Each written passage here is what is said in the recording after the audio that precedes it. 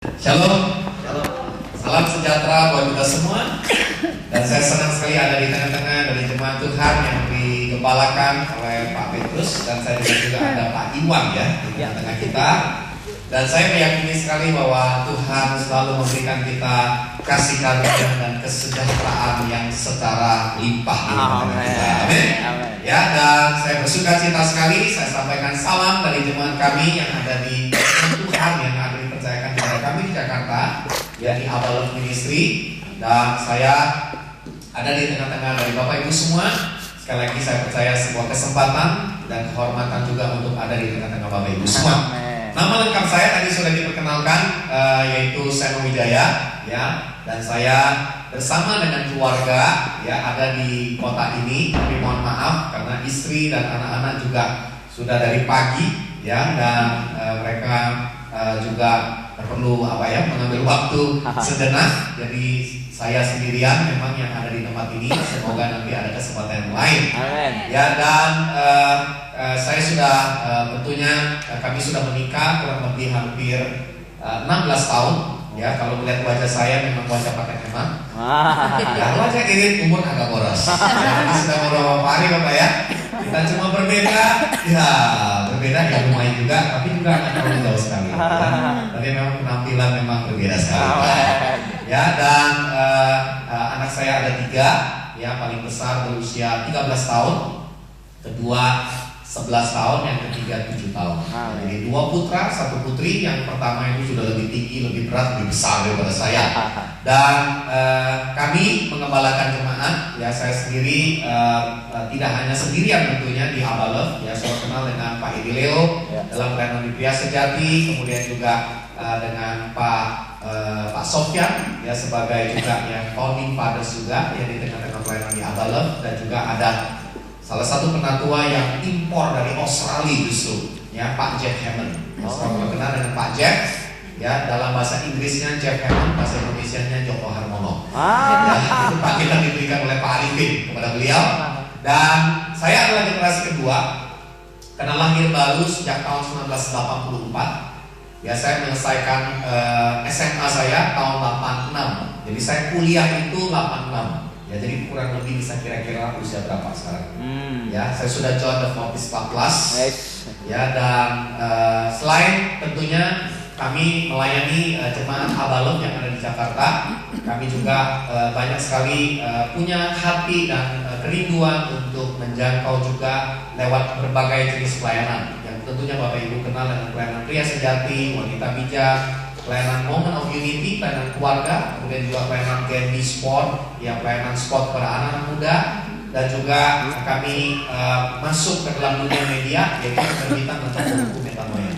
Ya, dan sekaligus juga pelayanan yang kami juga rindu untuk dibagikan juga, menjangkau orang yang mau dijangkau, mengajar mereka yang mau diajar, yaitu pelayanan Direct Reach Ministry adalah merupakan juga bagian dalam berbagai kegerakan yang Tuhan percayakan dan Tuhan ingin yang menjadi berkat buat tubuh Kristus di Indonesia. Amen. Masih ada cukup banyak lagi, tapi karena waktu ya, dan saya berada di Sydney udah beberapa hari. Minggu yang lalu ada di Melbourne, kemudian juga sekaligus dalam rangkaian berkunjung kepada gereja-gereja network. Ya, dan saya percaya sekali ini adalah sebuah keluarga rohani yang baru yang Tuhan tambahkan. Ya, salam Pak. Ya, kayaknya kita pernah ketemu ya Pak ya. Pernah apa enggak ya? Kita juga lupa nih.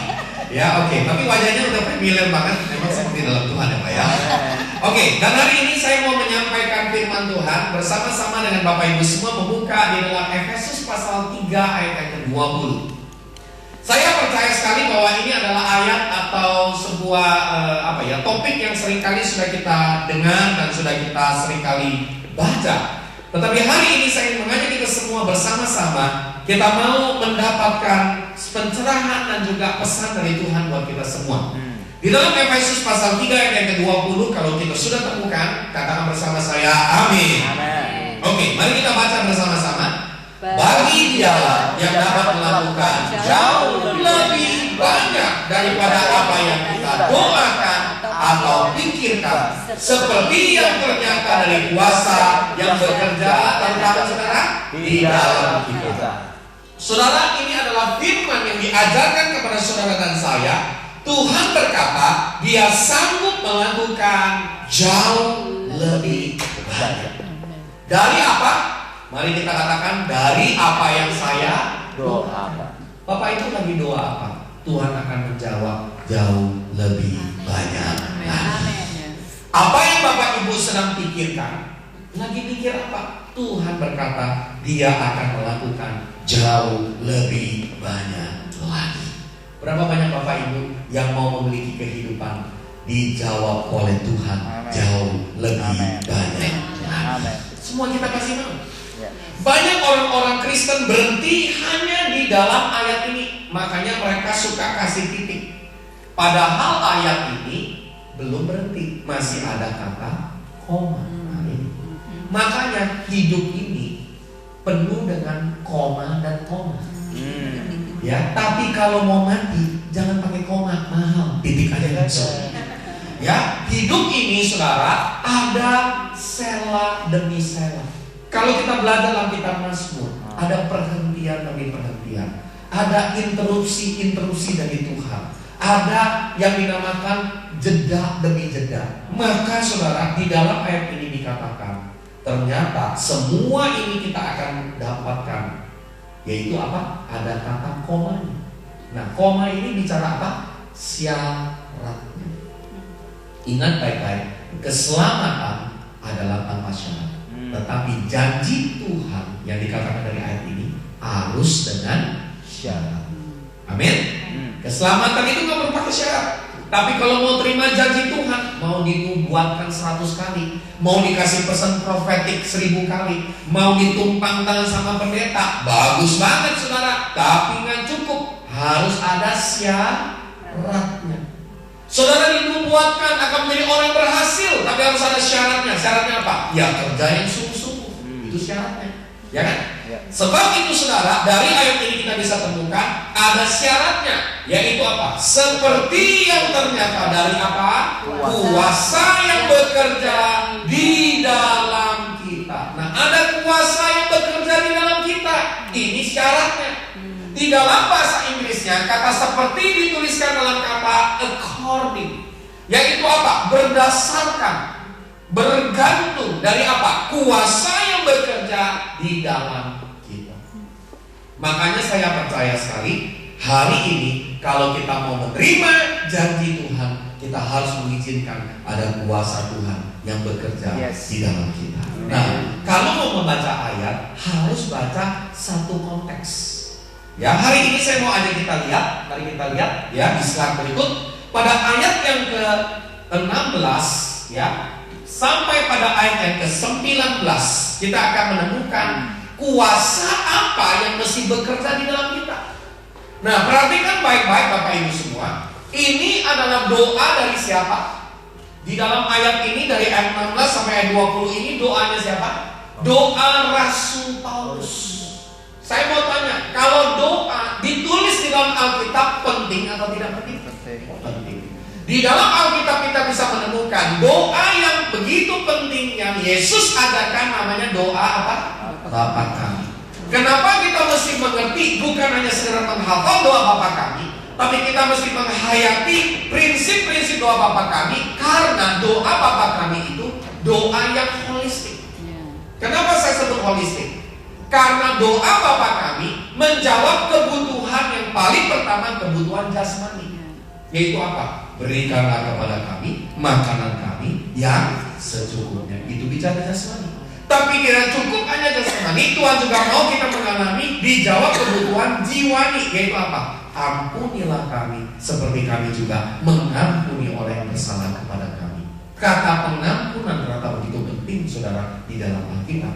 Itu kebutuhan jiwa, ya kan? Di dalam jiwa kita ada apa? Ada pikiran, ada perasaan, ada keputusan-keputusan yang kita harus buat. Tapi nggak cukup sampai di sana. Harus ada apa lagi? Tuhan menjawab kebutuhan rohani lewat doa Bapa kami, yaitu apa? Jauhkanlah kami dari yang jahat. Saudara, ini doa holistik. Namun ternyata Paulus juga menuliskan prinsip doa Bapa kami, tetapi di dalam konteks perjanjian baru.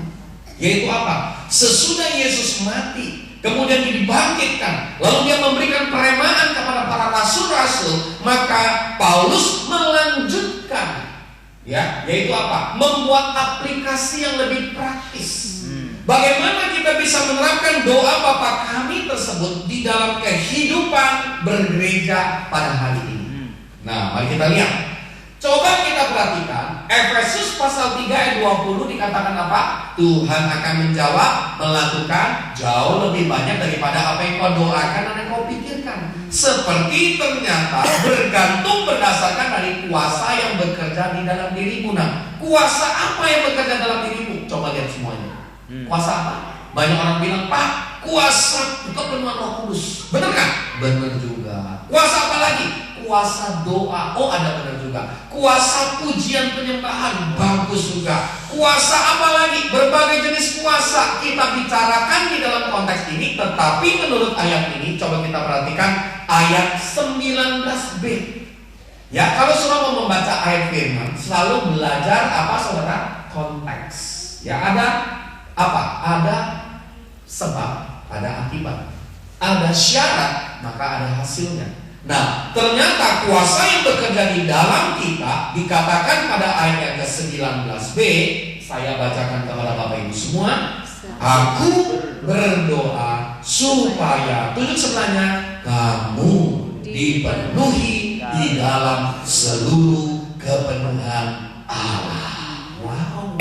Saya mau tanya, Allah kita Allah yang dahsyat, Allah yang luar biasa, Allah yang ajaib, Allah Jehovah Jireh, Allah yang menyediakan, Allah yang membawa kesembuhan, Jehovah Rafa. Saya mau tanya, kalau Allah yang dahsyat, Allah yang luar biasa memenuhi hidup Bapak Ibu dengan seluruh kepenuhannya, saya mau tanya, kita jadi dahsyat ya? Dari jawabannya saya tahu, hatinya amin, pikirannya konslet. Kenapa? Apalagi maaf, apalagi kita lihat orang yang di sebelah kita. Lihat wajahmu, kayaknya jauh dari kemuliaan Tuhan. Lihat wajahmu, jauh dari kepenuhan Allah. Benar? Kepenuhan yang lain. Ya kan? Banyak orang Kristen hari Minggu ikut Kristus, ikut Yesus. Pria-pria hari Minggu ikut Yesus, kepenuhan Allah hari Minggu. Ya kan? Ikut Yesus hari Minggu, tapi hari Senin Sabtu ikut sus. Iya lupa saudara. Apalagi Yesus. Ikut sus siapa? Ikut Susanti, Susana, Susanto. Ada? Oh bukan, ya Susi, ya Susana, ya kan? Terus siapa lagi saudara? Ya apalagi orang Manado, sus yang lain. Nah, ya, yang wanita bilang, Pak terusin, cocok buat suami saya. Atau cocok buat pria-pria di tempat ini. Tapi sekarang banyak yang wanita juga. Wanita juga banyak yang ikut. Ikut siapa? Ikut Kristus hari Minggu. Hari Minggu ikut Kristus, Senin Sabtu ikut Kris. Siapa? Christian, Kristanto, Christopher. Nah itu, ya kan? Kenapa saudara hidupnya nggak penuh? Nah itu makanya. Ya, di dalam hidup ini percayakah saudara bahwa doa ini akan dijawab? Amin. Doanya apa? Hendaklah engkau dipenuhi di dalam seluruh kepenuhan Allah. Wow. Jadi kesimpulannya apa? Sebenarnya orang Kristen luar biasa sekali. Kita ini diberi benih Kristus sejak awal. Benih Yesus itulah yang merupakan benih kepenuhan Kristus. Saya mau tanya, Kristus itu luar biasa? Kristus itu ajaib? Kristus itu mampu melakukan segala sesuatu? Saya mau tanya, kalau benih Yesus ada dalam dirimu, munculnya siapa? Pohon Yesus, buah-buah Yesus. Tapi repotnya banyak orang lihat nanam biji mangga, munculnya pohon duren. Oh enggak ya, di sini masih mangga juga. Nanam biji apa? Rambutan, munculnya pohon duku. Oh enggak, rambutan juga. Nah herannya banyak orang Kristen benihnya Yesus, munculnya sus, bukan Yesus. Nah ini aneh. Benar? Ya kan? Banyak kita ketemu orang Kristen apa? Katanya ikut Yesus, tapi hidupnya kacau banget. Banyak orang yang hari ini, ya kan? namanya ikut gereja, tetapi hidupnya kenapa saudara? Dinilai oleh banyak orang. Makanya banyak orang bilang, katanya udah ikut Yesus, kok begitu modelnya? Nah ini konslet antara hati percaya kepenuhan Kristus, lihat kenyataan di logika sehari-hari, kenyataan di dalam gereja paling banyak berantemnya. Di dalam kenyataan hidup kitanya banyak problemnya. Tapi saya mau tanya, saudara pasti percaya ayat ini bisa terjadi? Amin. Ingat baik-baik, ini firman Tuhan. Dan perhatikan baik-baik, Tuhan akan menjemput kedua kali siapa? Gerejanya yang tidak bercacat, tidak bercela, sempurna, tidak berkerut, tidak bernoda. Gereja apa? Gereja kepenuhan Kristus. Ada amin saudara? Saudara tahu gereja kepenuhan Kristus itu apa? Nah itu penting. Ya kan? Saudara kan mau tahu apa dong Pak kalau itu gereja kepenuhan Kristus? Nah ini yang penting. Nah kita perlu belajar lagi dari ayat yang sebelumnya. Apa itu gereja kepenuhan Kristus? Nah kata kepenuhan Allah itu, coba diklik satu kali dulu. Arti Yunaninya adalah pleroma. Nah itu, ya, sudah tahu istilah pleroma itu artinya apa, saudara? Pleroma itu artinya itu adalah istilah yang dipakai oleh bangsa Yunani. Ya ini kan bahasa Yunani kan bahasa aslinya. Yang dipakai oleh bangsa Yunani di dalam sebuah kota atau pemerintahan. Jadi istilahnya begini. Sebuah kota disebut sebuah kota kalau ada rumah-rumah di dalamnya. Itu baru bisa disebut kota. Nah, di waktu bangsa Yunani mereka mengatakan kota ini pleroma, artinya apa? Kalau di dalam satu kota ada 5.000 rumah, 5.000 rumahnya ada penghuninya, itu baru bisa dikatakan kota itu pleroma penuh. Kalau ada satu rumah saja dari 5.000 rumah tidak ada penghuninya, itu namanya belum pleroma. Nah, jadi kesimpulannya apa? Kalau saya menginap di sebuah hotel, ada 150 kamar, ini disebut pleroma. Penuh hotel ini okupansinya adalah kalau 150 kamarnya ada penghuninya. Kalau gereja kepenuhan Kristus, apa yang dimaksud dengan gereja kepenuhan Kristus? Yaitu semua orang yang hadir di tempat ini, hadir di sore hari ini, house of sacrifice. Saudara semua sacrifice loh, datang sore itu sacrifice juga. Ya kan, berjuang, berkorban, memberi yang terbaik. Dan saya percaya gereja ini semakin engkau berkorban, semakin Jehovah Jireh akan dinyatakan dalam kehidupan. Ada amin saudara? Nah, jadi saudara, ternyata Alkitab mengajar kepada kita, semua saudara yang ada di ruangan ini, saudara akan menjadi jemaat pleroma, kepenuhan Kristus. Kalau setiap bangku-bangku tidak ada yang kosong dan ada yang mendudukinya, dan orang yang duduk di dalamnya punya benih Kristus di dalamnya, maka gereja ini akan menjadi gereja pleroma. Berikan kemuliaan kepada Tuhan saudara. Ada amin? Kasih kamu sebelahnya, kamu manusia kepenuhan Kristus, kita gereja kepenuhan Kristus. Ada amin saudara? Nah, tapi seringkali ini yang terjadi antara hati amin, pikiran konsep. Ya kan? Kenapa? Karena iblis seringkali menipu kita lewat pikiran. Tetapi Tuhan selalu bicara di hati. Maka coba kita lihat, apa syarat yang dinamakan gereja kepenuhan Kristus? Ada 2 syarat. Kita lihat dari ayat yang ke-16. Nah, sekarang saya bacakan lagi ayat yang 16. Dikatakan di sini apa? Aku berdoa. Siapa yang berdoa di sini? Rasul Paulus berdoa supaya Yesus menurut kekayaan kemuliaannya menguatkan dan menumbuhkan kamu, garis bawahi kata, oleh Roh-Nya di dalam batinmu. Nah, kata batin saudara garis bawahi ya. Lalu ayat 17 saya bacakan kembali. Sehingga oleh imanmu apa saudara? Kristus diam di dalam hatimu. Nah, kata hati dan kata batin itu sama. Kata batin dalam saudara-saudara yang mayoritas, ya kita tahu saudara kita yang ada di Indonesia itu kalbu. Nah, itu sering pakai kata batin, kalbu, hati itu sama. Jadi kesimpulannya, syarat yang pertama Kalau saudara mau mengalami menjadi manusia kepenuhan Kristus, gereja kepenuhan Kristus, syaratnya apa? Syaratnya Roh Kudus dan Yesus Kristus harus apa saudara? Tinggal diam di dalam hati. Kata tinggal diam di sini itu bukan diam yang pasif, tapi kata diam di sini ternyata menurut bahasa aslinya adalah betah. Banyak orang Kristen Yesusnya indekos. Oh indekos? Kontrak. Kayak itu. Hari Minggu, haleluya, angkat tangan. Hari Senin Sabtu, haleluya.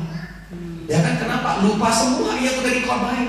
Nah, paling sederhana. Saudara sudah tahu khotbah hari Minggu tujuannya tanpa sadar seringkali adalah apa? Membuat kita lupa dengan khotbah minggu yang lalu. Itu tujuan khotbah di hari Minggu yang sekarang. Ya, coba saya mau tanya, khotbah minggu lalu apa? Ayo. Nah, pengampunan masih apa? Bagus. 2 minggu yang lalu doa. 3 minggu yang lalu lupa.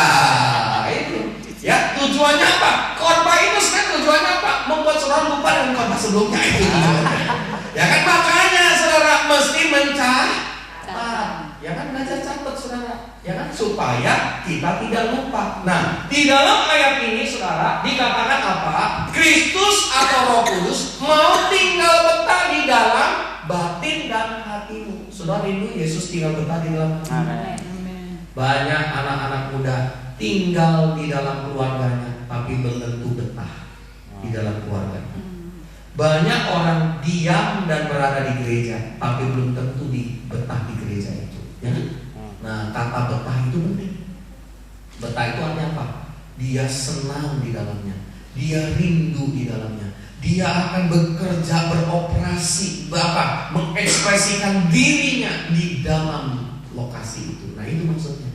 Jadi ternyata kunci pertama kalau saudara mau menjadi gereja kepenuhan Kristus, syaratnya apa? Kristus dan Roh Kudus harus tinggal betah di dalam taruh tangan hati saya. Nah ini kata kunci, tinggal betah. Jadi jangan sampai hari Minggu Yesusnya masuk kayak indekos, Senin Sabtu keluar kos, lagi happy undang Yesus, lagi nggak happy Yesusnya maaf ditendang keluar. Makanya hari ini kunci pertama, izinkan Yesus apa? Berkuasa, tinggal penuh, tinggal betah di dalam hati. Kunci pertama. Kunci kedua apa? Dikatakan ini karena bacanya masih sama-sama ayat yang ke berapa? 17b. Saudara yang baca. Kamu berakar serta berdasar di dalam kasih. Ayat 18 silakan saudara baca. Aku berdoa supaya kamu sendiri-sendiri. Amin. Nah, supaya kamu bersama-sama. Supaya kamu bersama-sama dengan Segala orang dapat memahami betapa lebarnya, panjangnya, tingginya, dalamnya kasih Kristus dan dapat mengenal kasih itu sekalipun ia melampaui segala pengetahuan. Syarat kedua kalau mau menjadi gereja kepenuhan Kristus, syaratnya apa saudara? Kita harus bersama-sama.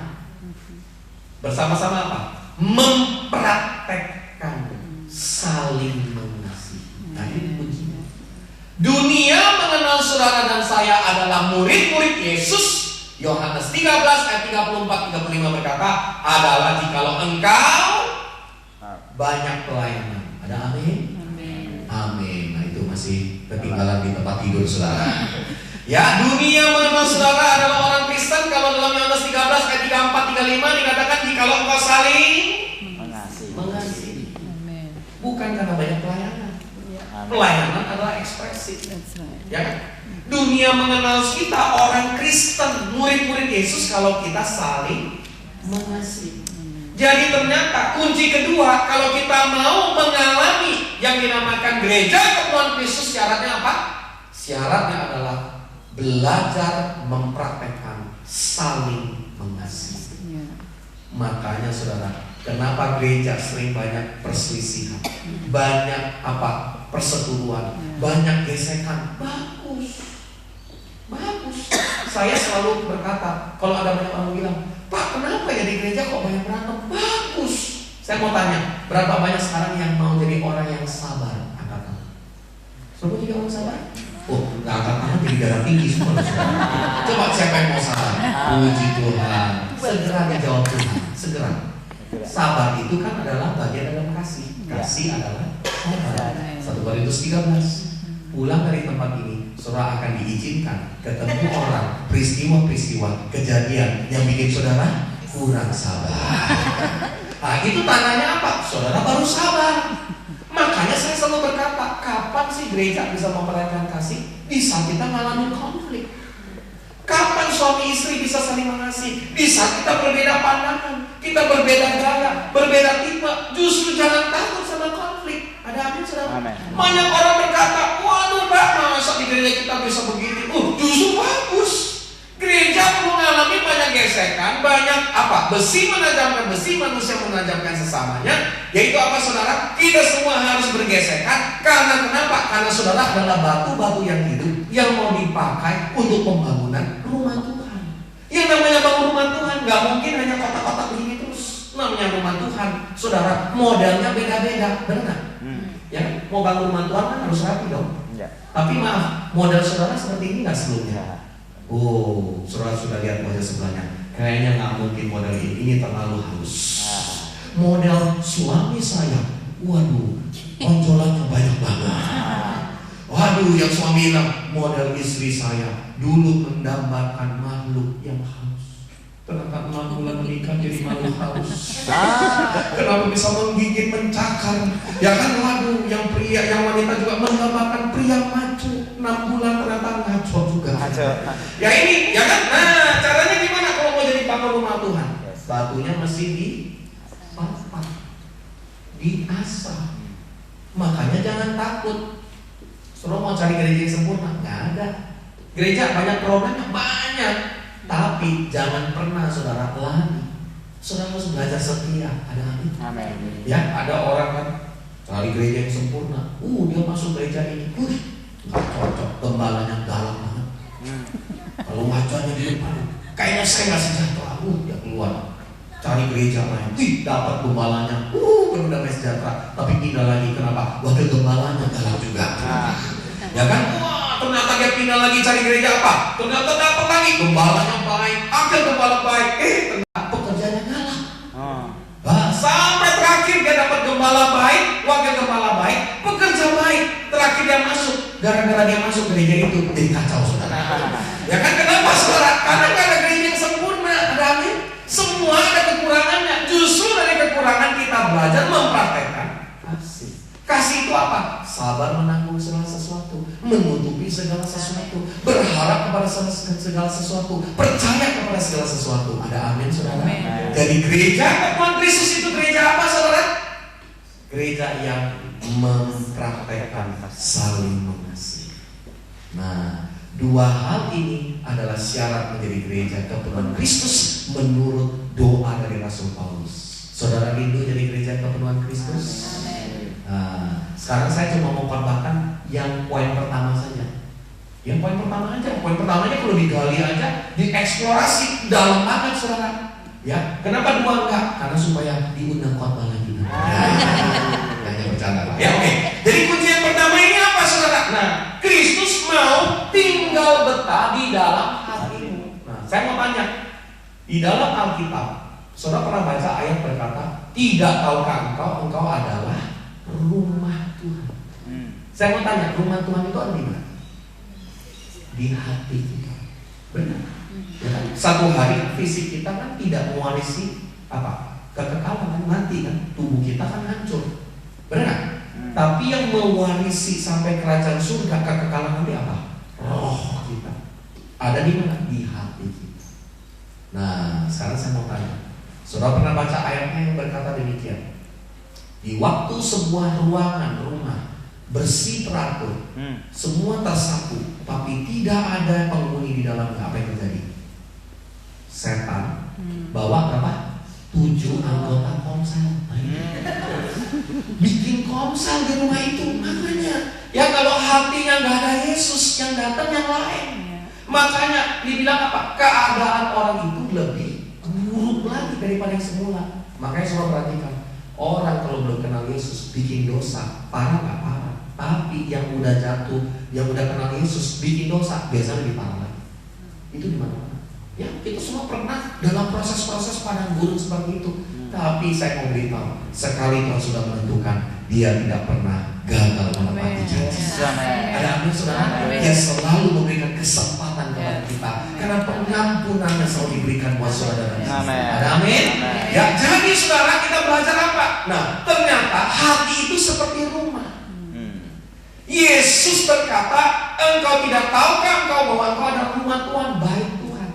Dan bahkan dikatakan Yesus mengetuk pintu. Wahyu 3 ayat 20 bilang apa? Jika engkau membukakan pintu, aku akan masuk dan makan bersamamu. Nah, itu tandanya apa? Siapa yang Yesus masuk? Pintu hati kita. Makanya kalau sudah temukan, ternyata rumah Tuhan adalah hidup kita, hati kita. Saudara rindu hari ini Yesus tinggal betah di rumah hati kita. Wow, saya percaya saudara, kalau Dia tinggal betah, saudara akan melihat kuasa kepenuhan Kristus berkuasa di dalamnya. Nah, apa maksudnya? Kalau bicara rumah, gampang. Ilustrasinya yang saya mau kasih seperti ini. Di dalam sebuah rumah itu pasti kalau rumah ideal ya, rumah ideal. Nggak semua rumah ideal, tapi ini yang ideal dulu. Ada yang namanya ruang pertama, kalau orang datang namanya ruang apa? Ruang tamu. Pertanyaan saya hari ini, apakah ruang tamu di rumah hatimu ada Yesus di dalamnya? Yesus tinggal di dalam. Banyak orang Kristen ruang tamu di ruang hatinya, di rumah hatinya belum ada Yesus, bahkan Yesus belum tinggal depan. Buktinya dari mana? Ruang tamu berbicara tentang apa? Hubungan saudara dengan relasi-relasi sosial, tamu-tamu, orang-orang di luar dari keluargamu. Apakah ada Yesus dalam hubungan itu? Makanya indikatornya apa? Orang yang kalau Yesus tidak ada dalam ruang tamunya apa? Berantem terus sama orang lain. Tanda-tanda orang yang belum ada Yesus di ruang tamunya, ribut dulu sama tamu-tamu, konflik terus sama orang di luar dari rumahnya. Saudara curiga, kecewa, sakit hati. Nah itu Yesusnya belum tinggal di dalam ruang tamunya. Tapi saya percaya seluruh Bapak Ibu yang hari ini mendengar firman Tuhan, izinkan Yesus berkuasa tinggal betah di ruang tamu. Amin. Ada amin.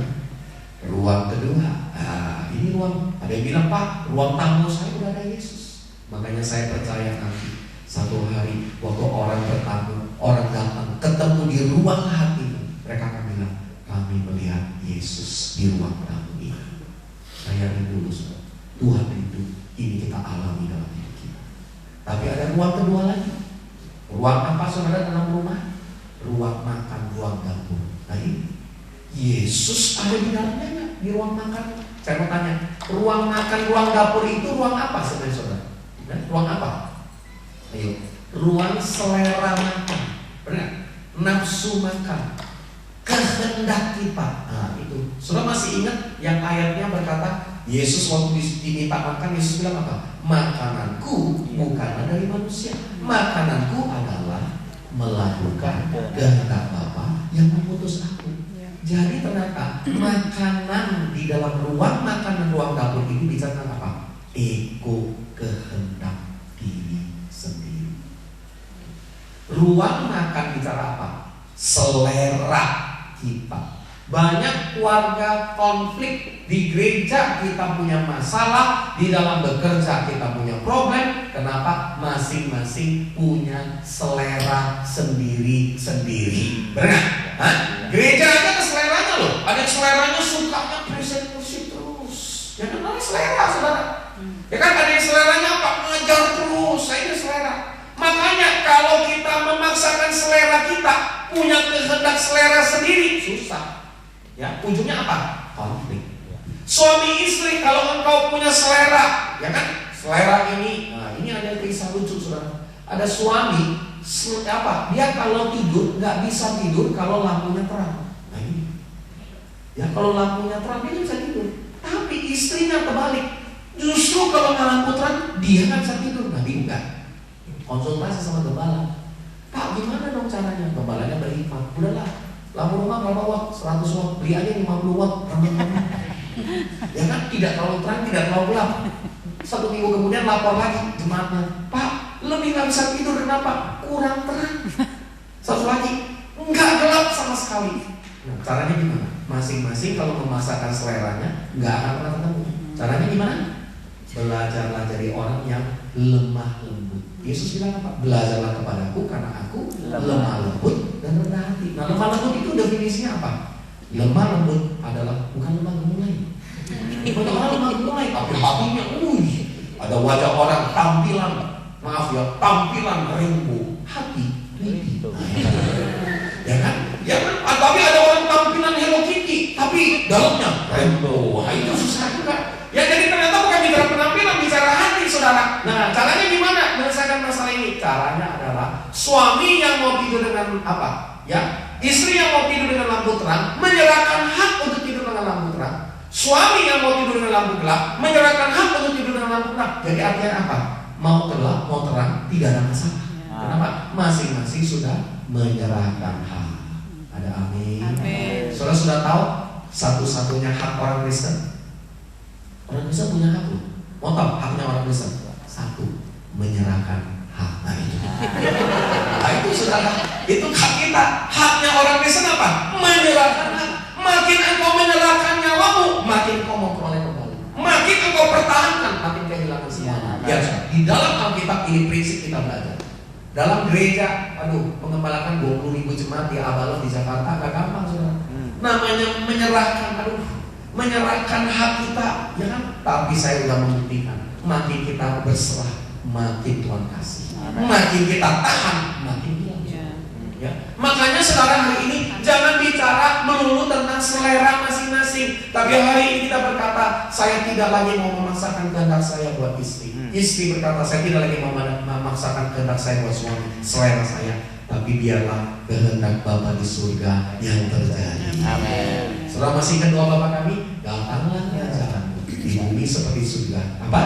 Dan jadilah kehendakmu. Mu-nya mu besar, mu kecil? Kasih tahu semuanya besar. Bukan mu-nya kamu, tapi mu-nya yang di atas. Ada amin saudara? Berikan kemuliaan kepada Tuhan. Kehendak Tuhan yang harus jadi. Ada amin? Di dalam ruang makan. Ada ruangan lain lagi. Katanya kalau mau satu rumah, mau lihat ruang ini bersih apa nggak bersih, lihat apa? Toilet. Di dalam toilet saudara, waktu kita buang pas terus, airnya mampet. Ini ruang apa? Ruangan namanya hati nurani. Toilet itu hati nurani saudara. Yaitu bicara apa? Kenapa kita masih buang semua kotoran dan sampah? Itu tujuan hati nurani. Saudara tahu fungsi ginjal itu kan buang semua kotoran. Supaya apa? Semua yang kotor, semua yang nggak berkenan dibuang. Lewat apa? Kalau bilang roh kita, hati kita, lewat apa? Hati nurani. Saudara tahu hati nurani itu apa? Yang kasih tahu kita benar atau enggak. Saya mau tanya, dulu yang namanya waktu masih kecil, saya masih ingat banget mau mencuri uang ayah saya, papa saya di kamar bagaimana di dompet di dalam celananya ada dompet, seribuan baru lagi waktu itu, ya kan? Ada 10 lembar, ada satu pasti dia nggak tahu, ya kan? Pertama kali ngambil apa? Deg-degan, deg-degan, pas udah ngambil apa? Ya kan? Kenapa ada hati nurani? Tapi kali kedua lagi ngambil lagi, apa yang terjadi? Deg-degan lagi kan? Deg-degan lagi. Pas udah ambil, lemes lagi. Kali ketiga, kali keempat, kali ke-10, lama-lama hati nuraninya bunyi nggak? Udah nggak bunyi lagi, ya kan? Yang heran malah saya ketemu banyak orang Kristen, kalau nggak nyolong malah nggak sejahtera. Nah itu yang bingung saudara. Ya ini hati nuraninya udah nggak jelas, ya kan? Bohongin Tuhan, ya tidak membayar, ya kan? Apa yang haknya Tuhan, benar nggak saudara? Tidak melakukan bagiannya. Nah ini heran nih. hati nuraninya udah kotor. Makanya saudara, di dalam Alkitab, kenapa kita perlu perjamuan kudus? Saudara tahu perjamuan kudus, salah satu fungsi perjamuan kudus adalah membersihkan hati nurani. Kenapa? Karena ayatnya berkata, kalau engkau ingat dengan seseorang, engkau harus mengakui kebutuhan, baru engkau makan dan minum darah dan tubuhnya Tuhan. Kalau engkau memecah belah, gak boleh makan saudara. Kenapa? Karena kalau tidak engkau akan sakit, meninggal, dan apalagi saudara, lemah rohani. Itu bukan bicara fisik tok, sakit rohani, mati rohani, sama lemah rohani. Makanya saudara, Tuhan mau hari ini kita bersih dari sisi hati. Ada amin saudara. Yesus mau bersihkan semua saluran hati nurani. Nah, ruangan berikut lagi, ini rumah ideal. Kalau pria-pria ini ruang apa? Ruang hobi, ruang kerjanya, hobinya, koleksinya. Ruang wanita juga ada ruang koleksinya juga. Cuma beda. Pria ini ruangan yang ini ruangan biasanya apa? Ruangan komputer, ruangan apa lagi saudara? Ruangan hobi dia, koleksi dia. Ini godaan pria salah satunya saudara tahu paling besar apa? Godaan lihat pornografi. Mau usia berapa itu tidak ada batasnya. Ya, itu namanya godaan pria menurut survei dari buku diterbitkan dari kami di Metanoia waktu kami ambil copyright saudara. Ya kan di luar negeri di Amerika saya berapa tahun selalu ke konferensi CBA saudara di Amerika itu, wah itu ada surveinya. Pria itu digoda pikiran kotor 40 kali sampai 240 kali satu hari. Versi Amerika atau versi Asia. 40 kali. Kalau dihitung dengan potong jam tidur 8 jam setiap 4 detik. Tuh lagi lewat. Ya kan? Nah, sampai saudara beberapa menit. Ya, makanya John Wesley berkata, John Wesley loh, bapak kegerakan gereja. Kita tidak bisa menghalangi pikiran kotor yang lain, tapi kita bisa halangi apa? Tinggal, bersarang, bikin komsel. Nah itu yang bisa dilarang. Ya kan yang repotnya saudara, nah itu suka diternak, nah itu. Ya kan, lihat komputer saudara yang dilihat apa? Wanita miskin, padahal kaya, tapi miskin banget. Ya kan saudara, ya ini, ya kan banyak godaannya. Ya pria gosok gigi pagi-pagi, buang busa odol, busa odol bisa berubah jadi bode banyo turun masuk ke sakol. Pria itu begitu. Mohon maaf ya pelari seperti itu. Ya kan, lari-lari pagi lihat gunung, dua gunung, ibu banget dua gunung jadi begitu. Ya kan, terus apa lagi saudara? Wanita bilang, herannya pria kok begini gitu. Tanyanya pria-pria. Ya kan, pria-pria apa lagi? Lihat pohon, berubah pohon jadi gitar Spanyol. Ya kan, dulu istrinya 38. Sudah punya anak 5, 83. Dulu gitar Spanyol, sekarang gitar bass betul. Ya dulu langsing, sekarang langsung. Nah itu, ya kan makanya saudara godaan pria itu. Nah tapi kalau godaan wanita beda. Wanita itu apa? Punya pelayanan tanda-tanda ajaib. Sign and wonder. Oh, sign and wonder. Tanda-tanda ini menyertai orang percaya. Tanda-tanda ajaib. Yaitu apa? Setiap awal bulan istri-istri tanda tangan dikreditkan. Akhir bulan suami butuh keajaiban untuk bayar semua tagihannya. Nah, itu, ya kan tanda-tanda ajaib itu saudara. Ya, dan wanita itu sukanya apa? Koleksi, ya kan, barang-barang, ya kan. Terus apalagi nostalgia masa lalu. Makanya saya paling maaf ya, kalau mau temu alumni, nah itu mesti ditemani pasangan deh. Ya. Saya jadi hamba Tuhan. Waduh, udah banyak lagi jemaat yang itu. Kita cinta kembali di SMK. Nah itu, ya kan lagi berantem sama pasangannya. Dapetin temennya lagi yang dulu, masih ingat dulu. Masa-masa pacaran, lari dari satu pohon ke pohon yang lain. Oh, ternyata saudara pacarannya ada di India, saudara. Oh, jadi mana nikah saudara? Oh, ternyata ada dari tiang yang satu ke tiang yang lain. Nah itu di Bollywood. Ya kan? Makanya sekarang nostalgia terus, ya kan masa lalu. Makanya ini adalah Tuhan mau ada di dalamnya. Bersihkan semua koleksi-koleksi kita. Yesus mau jadi Tuhan di ruangan. Dua ruangan terakhir sebelum saya tutup khotbah hari ini. Ruangan paling privacy dalam sebuah rumah. Namanya ruang apa? Tempat tidur. Firman Tuhan berkata, hei yang sudah menikah, hormatilah ranjang pernikahan. Apakah di tempat ranjang pernikahanmu, di ranjang tempat tidurmu adalah pasangan yang bersama dengan engkau? Buat yang belum menikah, apa yang kau lakukan di atas tempat tidurmu hari ini? Tuhan mau diam, betah dengan kekudusannya. di dalam tempat tidur. Ada amin saudara? Yesus mau ada di dalamnya. Pernikahan di dalam Tuhan semakin hari semakin luar biasa. Ya, saya mengalami saudara. Ya, saya sudah 16 tahun. Ya, biasanya memang kalau pernikahan itu beda ya. Kalau baru menikah, waduh saudara, semuanya ngontrak kita yang punya. Benar? Semua ngontrak kita yang punya. Belum menikah, janji jam 5, muncul jam 4. Benar? Ya kan? Udah menikah, janji jam 5, jam 9 ditelepon-telepon, gak muncul-muncul saudara itu. Heran banget. Ya kan? Benar gak saudara? Ya kan? Waduh, belum menikah, minyak wangi 1 baskom. Ya, isiran kalau perlu. Udah menikah, maaf saudara, bawa ikan teri, ya kan, bawa ikan goreng. Makanya itu terbalik-balik saudara. Justru kalau udah menikah, maka saya suka bilang semprot minyak wangi sebaskom, karena banyak kuntilanak di luar saudara. Benar, ya kan?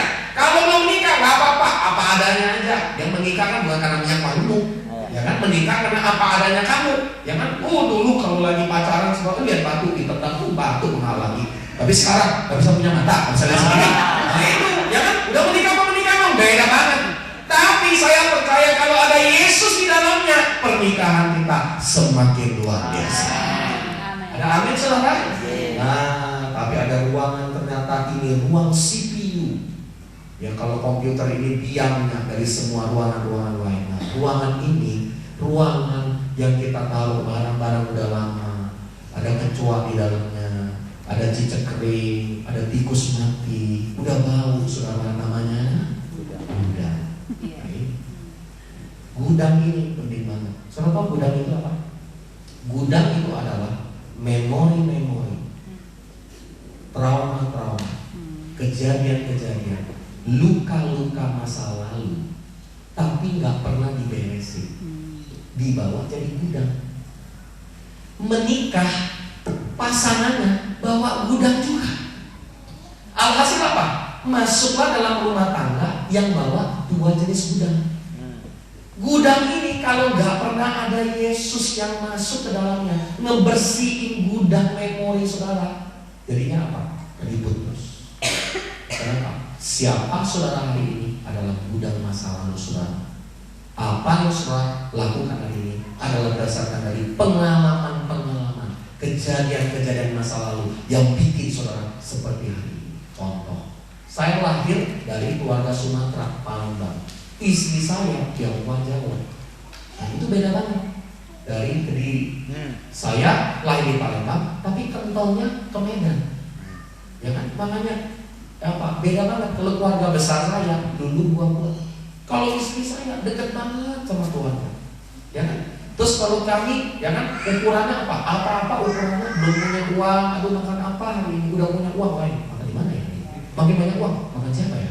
Ya, kan tetangga sendiri, saudara sebelum kita makan, ya kan? Nah, tapi kalau namanya, nah ini memorinya beda, backgroundnya beda, ya kan? Makanya dalam menikah itu kita bawa gudang kita masing-masing. Makanya banyak terjadi perselisihan, ketidaksesuaian pendapat. Karena apa? Gudangnya nggak pernah diserahkan kepada Yesus.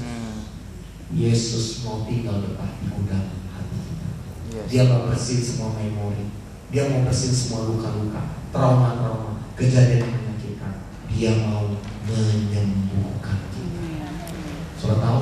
Saudara masih ingat ayat berkata, engkau akan dipakai oleh Tuhan menjadi perabot yang mulia. Amin. Dalam rumah ada perabot untuk maksud yang kurang mulia, ada maksud yang mulia. Tapi Tuhan hari ini Dia mau bersihkan semua gudang kita. Yesus mau bersihkan memori kita. Apa? Kemarahan kita, kekecewaan kita, kepahitan kita, semua peristiwa masa lalu dari pasangan, orang-orang yang bikin kita nggak bisa ngampuni. Tapi hari ini saya mau berkata, di dalam nama Yesus, izinkan Yesus membersihkan gudang kita. Dia menata kembali dan Dia mengisi gudang kita dengan apa? Memori yang baik, hal-hal yang datang dari Tuhan. Hari ini saya berdoa, saya merasa tergerak sekali buat jemaat ini. Hari ini Tuhan mau membersihkan luka-luka. Dia Tuhan penyembuh. Percayalah hari ini, di waktu engkau mengizinkan Yesus tinggal betah di dalam rumah hati, maka Yesuslah pemiliknya. Yesus akan membersihkan itu, dan engkau akan menjadi mempelai wanita Amin. yang kudus, Ya. tidak bercacat, tidak bercacat. Saya mau beritahu saudara, Yesus tidak lama lagi mati. Ya. Jadi kalau saudara belajar peta jalan, tidak lama lagi saudara. Ya, kalau hitungannya kita belajar saudara, ya itu berapa puluh tahun lagi saudara. Dari peta jalan kita bisa belajar. Makanya saudara, hari ini yang Tuhan lagi mau siapkan apa? Gerejanya yang kuat, gerejanya yang kudus, gerejanya yang dipenuhi dengan kepenuhan Kristus. Saya mau tanya, bisa nggak? Kita nggak bisa. Tapi yang bisa siapa? Yesus memampukan. Hari ini saya masih punya kekurangan nggak? Saya masih bisa marah, saya masih bisa kecewa, saya masih bisa sakit hati. Tapi saya mau katakan, di waktu saya mengizinkan Yesus memenuhi hidup saya, hari ini saya bilang Tuhan, angkat terus. Makanya kami di Abalov lagi belajar apa? Transformasi hati. Saudara, orang Kristen itu belum belajar apa? Perubahan hati, terus berubah. Ya ada topik khusus lah kalau bicara tentang transformasi hati. Makanya dengan baik-baik, Tuhan hari ini mau berkuasa penuh di dalam hati. Kami berdoa. Terima kasih Tuhan. Kami bersyukur karena kami tahu Tuhan Engkau ada di tengah-tengah kami. Tidak ada yang mustahil di hadapan-Mu Tuhan. Tuhan, kami percaya Engkau ada di tengah-tengah kami. Engkau Tuhan yang berfirman dan Engkau yang menyatakan diri-Mu di tengah-tengah kami. Tuhan, terima kasih Bapa. Biar kiranya Engkau mengubah hati kami. Engkau membawa perubahan yang signifikan dalam hidup kami Tuhan. Terima kasih Bapa. Terima kasih Tuhan. Kami bersyukur Bapa. Engkau Bapa yang baik Tuhan. Engkau pasti memulihkan, mengubahkan hati kami. Engkau tidak pernah meninggalkan kami Tuhan. Mari hari ini Bapak Ibu semua, sebelum kita menutup firman Tuhan, saya ingin mengajak kita semua, apakah kita rindu menjadi manusia kepenuhan Kristus? Apakah kita berkata, Tuhan saya mau menjadi gereja kepenuhan Kristus? Kalau saudara berkata, Tuhan saya mau, tapi saya belum mampu, saya belum bisa, saya begitu banyak kekurangan. Puji Tuhan, justru semua kita penuh dengan kekurangan, tapi Tuhan yang akan menyempurnakan. Di dalam nama Yesus hari ini, Yesus mau tinggal betah di dalam ruangan-ruangan di dalam rumah ini. Apakah engkau mau mengizinkan Yesus tinggal di dalam ruang-ruang di rumah hati? Apakah saudara rindu supaya sungguh Dia menyatakan kuasanya dalam kehidupanmu? Hari ini izinkan Dia berkuasa sepenuhnya dalam kehidupanmu. Di dalam nama Yesus, hari ini kami berdoa. Terima kasih Tuhan. Terima kasih.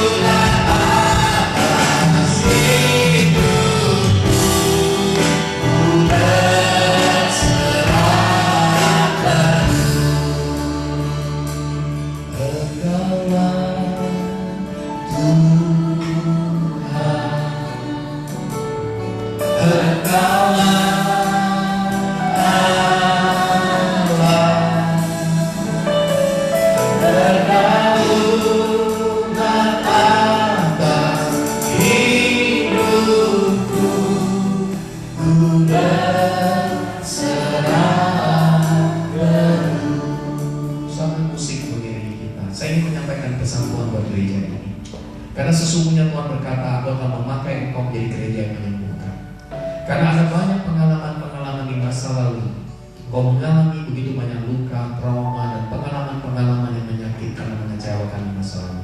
Tapi Tuhan berkata, mulai hari ini, Aku akan mengubah masa lalu menjadi hari ini. Amin. Aku akan membawa kehidupan masa depan yang penuh harapan. Dimulai dari sekarang. Di saat Engkau menjadikan aku sebagai Tuhan yang tinggal, diam, dan betah di dalam ruangan hati. Karena sesungguhnya Tuhan berkata, Aku tidak akan pernah membuang dirimu. Aku Aku tidak akan pernah menolak hidupmu. Manusia sudah menolak, tapi Tuhan tidak pernah menolak hidupmu. Apapun yang kau lakukan hari ini, Tuhan berkata, sudah waktunya. Dia ada dan Dia yang berkuasa. Di waktu engkau menjadi orang-orang yang berkorban, maka engkau akan memperoleh apapun yang sudah engkau berikan itu. Dan Tuhan berkata, ini pesan yang kedua. Di waktu engkau memberi yang terbaik, maka Tuhan akan mengembalikan yang lebih baik lagi dalam kehidupan. Dan Tuhan berkata, jangan pernah takut, karena sesungguhnya aku akan memutuskan hidupmu, dan aku akan menjadikan engkau mempelai Kristus, mempelai gerejaku yang kudus, hidup dan berkenan di hadapanku. Dan sesungguhnya Tuhan berkata bahwa aku yang sudah menebus hidupmu, aku tidak pernah meninggalkan hidupmu. Hari ini Bapak Ibu yang dikasihi oleh Tuhan, berapa banyak kita yang rindu, kita mengizinkan Yesus tinggal tetap di ruangan hati kita. Kalau ada di antara kita yang punya banyak konflik, atau kita memaksakan selera dan kehendak kita di dalam ruang makan, hati nurani kita seringkali tidak lagi murni, sehingga iman kita jadi kandas. Dan mungkin ada di antara kita, ruang tidur kita tidak ada lagi Yesus di dalamnya. Bahkan ada di antara kita yang terikat, dan bahkan ruang gudang kita tidak pernah dibersihkan. Hari ini saya berdoa, saya percaya Dia mau masuk tinggal betah di dalam ruangan, di rumah hati. Apakah kita rindu, saudara? Kalau kita rindu, saya undang kita berdiri bersama-sama sebagai sebuah tanda di hadapan Tuhan. Kalau kita rindu dan kita berkata, Tuhan, tinggal betah di dalam ruangan, di rumah hati saya. Kau bisa berdiri bersama-sama dengan saya. Dan hari ini taruh tanganmu di hatimu sebagai sebuah tanda, sama seperti saya menaruh tangan saya di hati saya. Dan satu tangan engkau angkat dan kau berkata, Tuhan, ini saya. Cukup di tempat dudukku. Dan kau berkata, Tuhan, kami mau membersihkan ruangan hati kami. Kami mau mengizinkan Yesus engkau tinggal betah di dalam ruangan hati kami. Tuhan, kami tidak lagi mau memaksakan kehendak kami, tapi kami mau belajar menjadikan kehendak Bapa di surga jadi di dalam keluarga dan gereja ini, Tuhan. Terima kasih Bapa. Di dalam nama Yesus kami berdoa dan kami datang kepadamu. Mari katakan bersama-sama.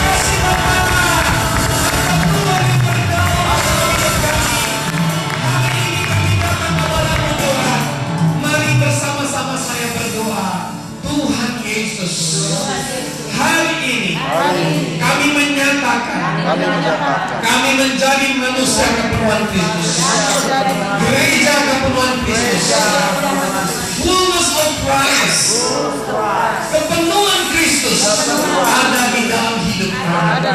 Kami mau Tuhan mengizinkan Engkau tinggal betah di dalam hati kami. Di setiap ruang demi ruang Engkau ada di dalam. Engkau berkuasa penuh di dalam. Terima kasih Tuhan. Kami mau saling mengasihi. Justru di waktu kami banyak kekurangan, di saat kami mengalami kesulitan, kami akan mempraktekkan saling mengasihi. Terima kasih Bapa. Di dalam nama Yesus kami berdoa dan kami bersyukur. Semua kita yang mengalami kepenuhan Kristus, jadilah kehendak-Mu di dalam hidup kami seperti di surga. Semua kita yang percaya berkata amin. Semua saudara katakan bersamamu, kamu manusia kepenuhan Kristus. Amin. Silakan duduk saudara. Ya, jangan konslet lagi. Amin. Hatinya percaya, pikirannya takluk di bawah. Walaupun kita belum sempurna, tapi Tuhan akan memproses kita semakin hari semakin sempurna seperti Kristus. Amin. Ya, saya membawa, minta izin Pak, saya membawa buku ya yang saya tuliskan bagaimana mengalami perubahan. Ya, temanya bahasa Inggris.